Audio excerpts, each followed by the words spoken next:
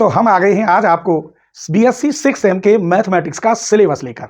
ये syllabus new education policy के according है।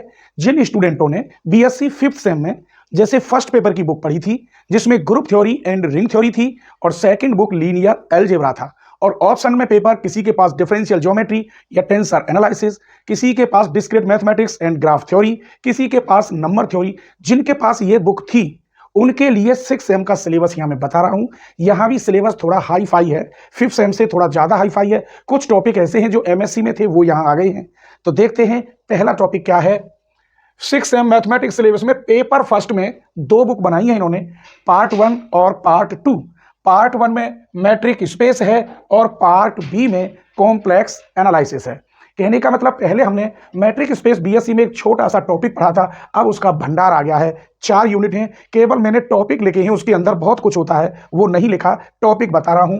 तो टॉपिक देखिए मैट्रिक स्पेस के फर्स्ट पेपर का part a book, basic concept. Basic concept में आपको केवल मैट्रिक स्पेस की डेफिनेशन, एग्जाम्पल और थ्योरी वगैरह मिलेंगी, छोटी छोटी, कुछ बड़ी थ्योरम भी हैं। उसके बाद सेकंड यूनिट में टोपोलॉजी ऑफ मैट्रिक्स स्पेस, ये एमएससी में थी फाइनल में टोपोलॉजी, उसमें से ये टॉपिक निकल के आया है। तीसरी यूनिट है कंटिन्यूटी एंड यूनिफॉर्म कंटिन्यूटी। इसमें कंटिन्यूटी से संबंधित जो आपने पढ़े थे छोटे छोटे बीएससी सेकंड सेम में, थर्ड सेम में जो पढ़े थे, या फिर रियल में तो खैर आपको नहीं मिले, रियल तो है ही नहीं, तो ये वो टॉपिक है तीसरी यूनिट। चौथी यूनिट है करेक्टेडनेस एंड कॉम्पैक्टनेस।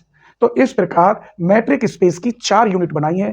थोड़ा थ्योरेटिकल बुक तो है ही है, बिना ट्यूशन के क्लास में शायद हो या न हो, जहां भी आप रहते हैं अपने नज़दीकी कहीं ना कहीं कोचिंग जरूर करें। अगर ये बुक कमज़ोर हो गई आपकी तो शायद बैक लग जाएगी और साल बर्बाद हो जाएगी। इसीलिए आपको मेहनत करनी है, क्योंकि इसमें कोई कंप्रोमाइज़ नहीं है, बैक नहीं लगनी चाहिए। तो कॉम्प्लेक्स एनालिसिस देखिए, ये मैट्रिक स्पेस की 4 यूनिटें बहुत अच्छी हैं, ढंग से करना। और मैं 1 जनवरी से 6 सेम का बैच स्टार्ट कर रहा हूँ। मेरा नंबर चैनल के डिस्क्रिप्शन में है, आप ऑफलाइन पढ़ें, अगर आपके पास टाइम नहीं है तो मुझसे बात कर लें, फिर ऑनलाइन जूम ऐप पे मुझसे पढ़ सकते हैं। ठीक है, आइए अगला पार्ट है कॉम्प्लेक्स एनालिसिस। कॉम्प्लेक्स एनालिसिस भी थ्योरेटिकल है, थ्योरम है, अच्छे अच्छे आर्टिकल हैं, क्वेश्चन है, बड़ी बढ़िया बुक है, थोड़ी हल्की सी टफ है, वैसी कोई बात नहीं है। अगर आपने सारी बुक जो पढ़ी है तो ये इतना टफ नहीं है। टफ उनके लिए है जो किताब नहीं देखते, जिन्होंने मॉडल से काम चलाया है। हाँ, मैं एक बात बता दूं, राजा महेंद्र प्रताप सिंह विश्वविद्यालय अलीगढ़ के जो अब 6 सेम के पेपर होंगे वो सब्जेक्टिव पेपर होंगे, क्योंकि 5th सेम में इन्होंने ये बताया था कि कमरे नहीं बने हैं, इसीलिए ऑब्जेक्टिव। अब पूरी बिल्डिंग तैयार है, कमरे बन गए, क्योंकि पेपर आपके अप्रैल में होंगे और बिल्डिंग तैयार हो गई, उसमें क्लास भी चल रही है। तो अब कोई कंप्रोमाइज नहीं है कि आपका पेपर ऑब्जेक्टिव हो, अब तो 100% आपके पेपर सब्जेक्टिव होंगे, और सब्जेक्टिव पेपर में ही आपके अच्छे नंबर आएंगे। क्योंकि अगर हम 30 से 40 क्वेश्चन आपको बता दें इंपॉर्टेंट, तो 8 से 10 क्वेश्चन उसमें इंपॉर्टेंट फंस जाते हैं और बच्चा अच्छे नंबर ले आता है।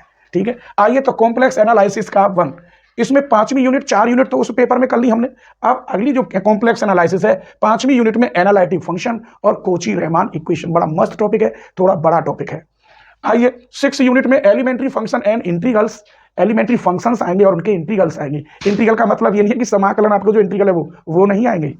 अगली यूनिट है Kochi theorem and fundamental theorem of algebra. इसमें वेरी वेरी इंपॉर्टेंट थ्योरम है जो एग्जाम में हर साल आती रहती है। और अगला है 8वीं यूनिट इसकी, सीरीज एंड रेसिड्यू। इस प्रकार 8 यूनिट हैं, 4 यूनिट आपकी मैट्रिक स्पेस की हैं और 4 यूनिट आपकी कॉम्प्लेक्स एनालिसिस की हैं। लेकिन बड़ी बढ़िया बुक और मस्त बुक, थ्योरेटिकल हैं, अप्लाइड हैं और अच्छे आर्टिकल हैं इनमें, बहुत ही मस्त बुक हैं। मेरे यहाँ तो मस्त बुक लगती है, और की मुझे पता नहीं। आइए अब हम बताते हैं पेपर सेकंड में 2 बुक हैं। पहली बुक है न्यूमेरिकल एनालिसिस। न्यूमेरिकल एनालिसिस में ऐसे छोटे छोटे टॉपिक नहीं है, उसमें काफ़ी भंडार भरा हुआ है, इसलिए मैंने नहीं लिखे। न्यूमेरिकल एनालिसिस या न्यूमेरिकल मेथड के नाम थे, लेकिन न्यू एजुकेशन पॉलिसी के अकॉर्डिंग नाम यही दिया है, न्यूमेरिकल एनालिसिस। इसमें 4 यूनिट हैं। इसमें आप पेपर के टाइम पर कैलकुलेटर ले जाएंगे, क्योंकि इसकी जो कैलकुलेशन है बहुत ही टिपिकल है, बहुत ही लॉन्ग है, इसीलिए इसमें कैलकुलेटर अप्लाइड है और इसमें थ्योरम भी है, बड़ा मस्त है। और मैं इसी पेपर को पहले न्यूमेरिकल एनालिसिस और ऑपरेशन रिसर्च, यही बुक दोनों को स्टार्ट कर रहा हूं। न्यूमेरिकल पढ़ाऊंगा फिर ऑपरेशन रिसर्च। तो न्यूमेरिकल एनालिसिस की 4 यूनिट है।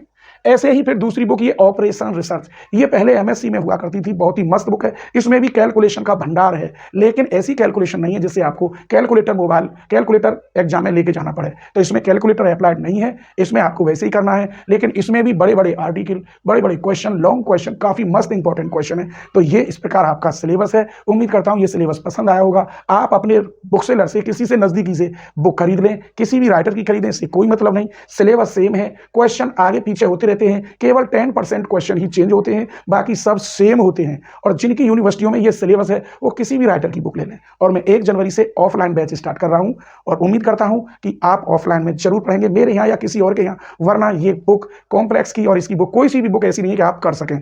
इसीलिए आपसे रिक्वेस्ट है कि आप कहीं ना कहीं जरूर कोचिंग करें या फिर कॉलेज में क्लास मिले तो कॉलेज में क्लास जरूर कर लें। लेकिन आप देखिए 4 बुक हैं, कॉलेज में क्लास अगर 3-3 पीरियड पर डे चलते हैं मैथ के या 2-2 पीरियड चलते हैं तो भी इम्पॉसिबल है पूरी किताब होना, क्योंकि छुट्टी बहुत होती है। ठीक है, तो आज की ये वीडियो मैंने समझाई, कैसी लगी लाइक तो कर ही दइयो, कम से कम मैंने आपको सिलेबस बताया है तो लाइक तो कर देना चाहिए आपको। ठीक है, और अपने फ्रेंडों को जरूर शेयर करना, सबके पास हो ये सिलेबस जिसको पता पड़ जाए, और आज से ही आप अपनी तैयारी करना शुरू कर दो।